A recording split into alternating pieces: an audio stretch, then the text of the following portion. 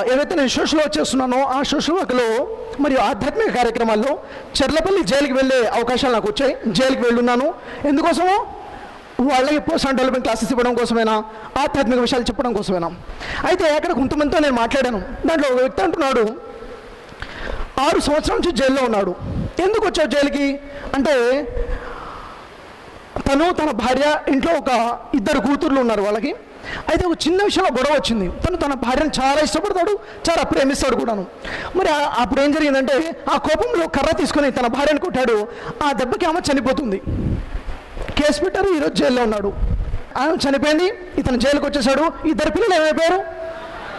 జీవితంలో సంతోషమా? చిన్న కోపం, క్షణిక కోపము ఇంతమంది జీవితాల్లో సంతోషాన్ని దూరం చేసేస్తుంది. రిలేషన్స్ బ్రేక్ అయిపోయాయి, అవునా లేదా? అది ఈ కోపం ఏదైతే కోపం ఎలా దిగమింగుకోవాలి?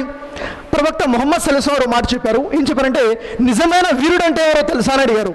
వీరుడు అంటే ఒకేసారి 4 కొట్టగలిగిన వాడు, ఒకేసారి 10 మందిని కొట్టగలిగిన వాడు గొప్ప ధైర్యశాలి, గొప్ప వీరుడు అంటే కాదు. నిజమైన వీరుడు అంటే ఎవరంటే, నిన్నెవరైనా కొడితే, నిన్నెవరైనా ఇబ్బంది పెడితే, నిన్నెవరైనా తిడితే తిరిగి కొట్టగలిగే, తిరిగి ఇబ్బంది పెట్టగలిగే శక్తి, అవకాశాలు నీకుండి కూడా నీ కోపాన్ని దిగమింగుకుంటే నీవే నిజమైన వీరుడు అని చెప్పారు.